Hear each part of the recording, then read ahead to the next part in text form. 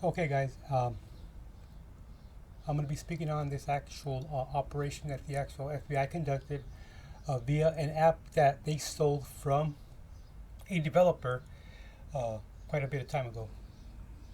Uh, First of all, um, let me explain to you that there is no such thing as encrypted because the fact that if the FBI is involved, they can actually gain access through many various ways, and they've been doing this for years. Okay, and through the late '80s, they would actually they could go through your dial-up system via a wireless through your electrical outlet and actually remote your PC, open up your file folders, open up any kind of program that you actually stored inside your PC. And we're not talking about actual dial-up internet. We're talking about personal folders, personal programs that you have saved, photos. They would be able to access your actual PC via electrical outlets. That's how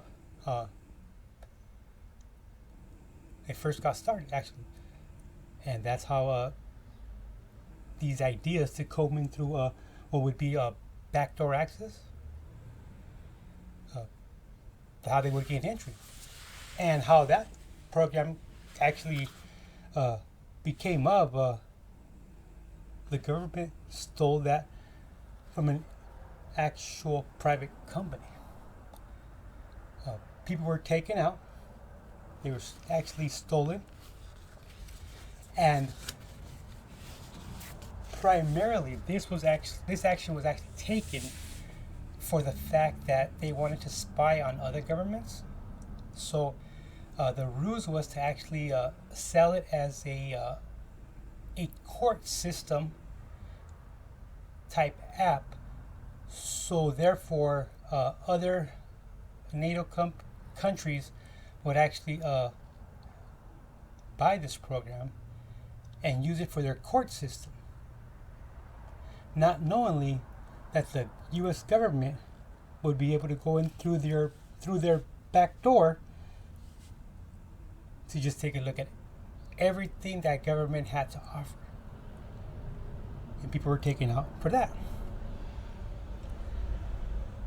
And for the FBI to run this operation, um, is very, very odd and very, very suspicious. Yeah, drug dealers got taken down, drugs were confiscated, a lot of money was lost, and a lot of actual property was actually seized too. So it was a big hit. It was a big hit. Don't get me wrong. It was a big hit. But again, why is the FBI involved, especially something that's international?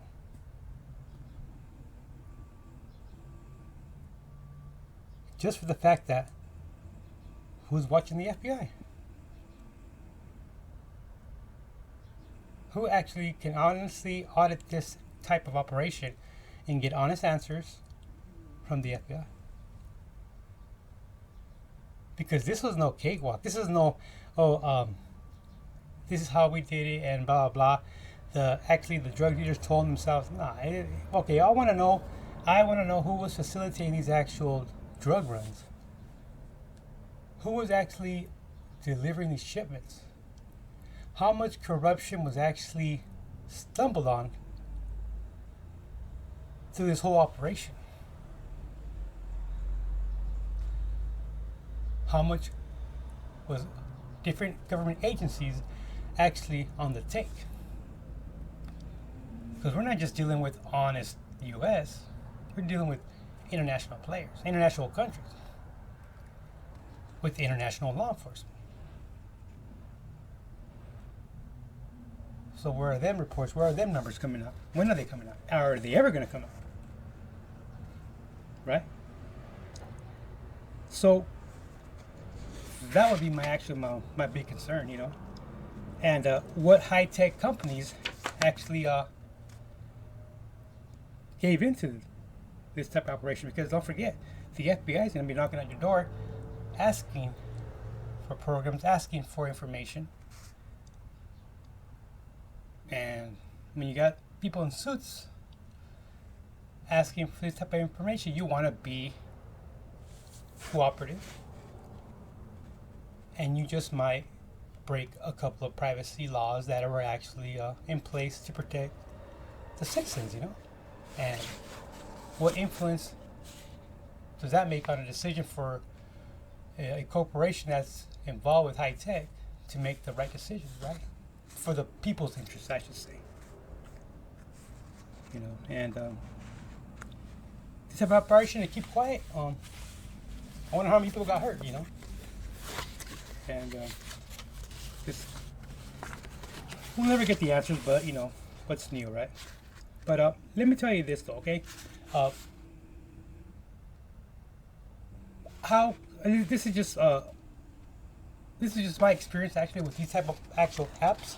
They're pretty cool, but I've used it on the healthcare side, and the healthcare side meaning it's for privacy laws. You can send text messages that will actually erase themselves after the actual recipient has viewed it once. It would actually erase itself. So therefore, if that actual device gets lost or stolen, there's no patient information on that actual device because it was actually erased by the actual program at a set time after a certain view, or after it's been forwarded to a certain amount of people in the group. So these apps are actually pretty helpful. And when you're running an operation that's illegal, it can become very helpful, And everything's based on actual, technology now, And these guys were the victims of it, But back on that again. So I just don't feel right for this type of agency to actually conduct this because let's keep it real. How many people were actually hurt doing this? How many governments were actually taken down? And my question right now is, what countries did not actually, or companies also did not facilitate the FBI and are now going to get actual how do you say it, harassed? They're not going to get funded anymore. They're not going to actually get any kind of government contracts. How many countries are actually going to lose aid? And they might even take down a country. It's just a lot of things could happen, and that's going to be interesting if it does come down to that. And we're going to actually see who didn't go along with the establishment and actually pay for it. And we're talking about the FBI. So again, who's watching the FBI and who's going to question them? And one last thing. This is just my opinion. This is how I'm going to look at it. How I'm seeing it as of right now. Okay, so at the start of this pandemic, at the start of this actual COVID thing, in the United States, the federal government was actually offering aid. Was actually offering aid in a stimulus pack. Therefore, families received a certain amount of money a month, or bi-weekly, I should say. But in order for that to happen, each recipient that applied for it needed to get verified. And here we go again with the conspiracy. They now have the majority of your information now, because you need to get verified through an outside agency, a second party, in order for you to apply to the state to receive federal aid. And that you had to actually had to present 2 documents: your address. Now they have your IP number. Now they have your cell phone number. and they have a current photo of yourself.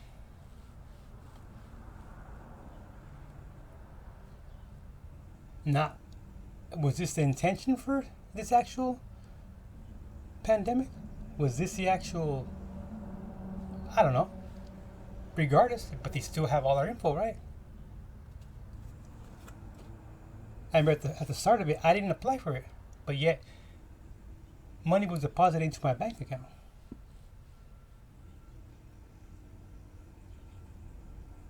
So that's just and I'm not saying this is the actual reason, but it all ties down to this, you know. And again, I'm not into that whole new world order and all that, but I mean it's pretty close, you know. It's pretty close, and but it's just it makes it harder for somebody to go against the establishment when a powerful actual agency, international agency, uh, can cause repercussions for you, can cause actual extensive damage to your economy, to your actual international trades, and that will come into play.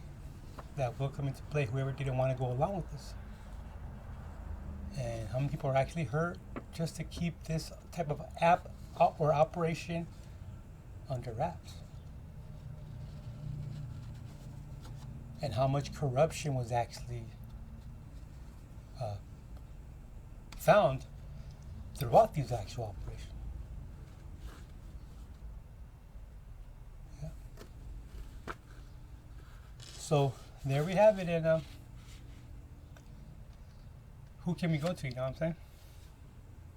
Okay, guys, don't forget to like and subscribe.